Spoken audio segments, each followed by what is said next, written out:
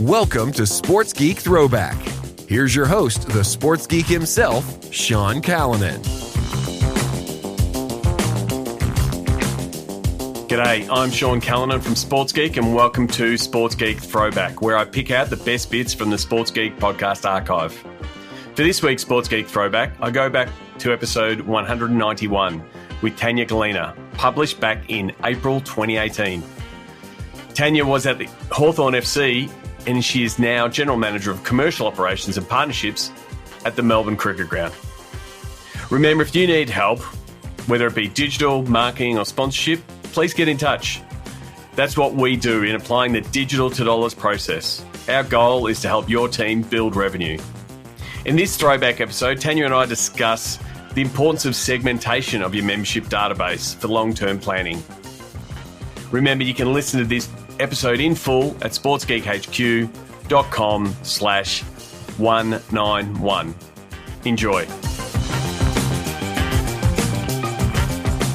Those kids are now growing up, and as is the way in Melbourne, you have a child and you just tell them who they're going to barrack for. No choice, right. And so you've got that longer term strategy of, well, we've got this fan base from the 80s, we're developing this fan base, in Tasmania, but then you've also got it's 2018.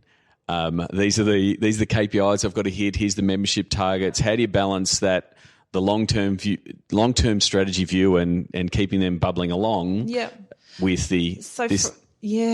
For us it's segmentation. So we understand our database really well. Yep. So we've also got to think about the fact that we've just won 3 premierships in a row. Yep. So whoever's sitting in my chair in 20 years, hopefully they're seeing the fruits of this success. So for us, it's really about communication and segmentation. Yep. So we very much understand who our Oz kickers are, who our kids that have received fan development packs, who our loyal members are in terms of retention strategies. So that's critical. So how is that data piece internally in the club? How's that been developed over the last 7 or 8 years? Because it's sort of been the last piece of the puzzle that's sort of happening in AFL land, because it's gone from, that broad one product membership to more segmentation, and they're becoming more, the data geeks that are working on the business side.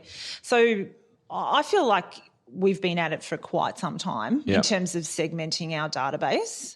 And then, so there's the database piece, and then there's the actual membership product piece that continues to evolve. Because I think what you are seeing, or what we're all seeing in the AFL, is that there's a lot of no-shows in regards to, and that's a global trend. Like correct. That, it's not just AFL. It's not just AFL. Definitely. It is happening. The people buying the ticket and not turning up, and that piece. Yeah. So I mean, from an AFL membership perspective, for anyone that's listening overseas, I suppose, is that we have an 11-game membership, which lots of clubs like us have a 3-game membership as well.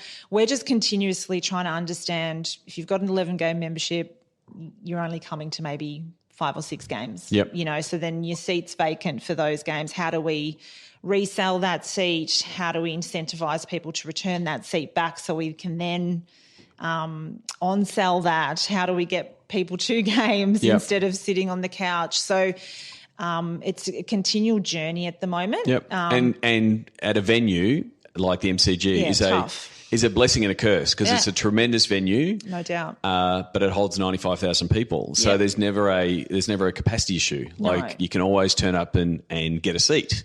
Exactly. Which is why there hasn't really been a strong resale market sort of develop in Australia. Correct. And so that education process of, whether it's trading back your ticket or those kind of things, that's part of that comms customer service piece as you start introducing, because football fans are very traditional. They know what they want. They don't like change. They like doing things the same way, and trying to introduce these type new concepts can freak some people out.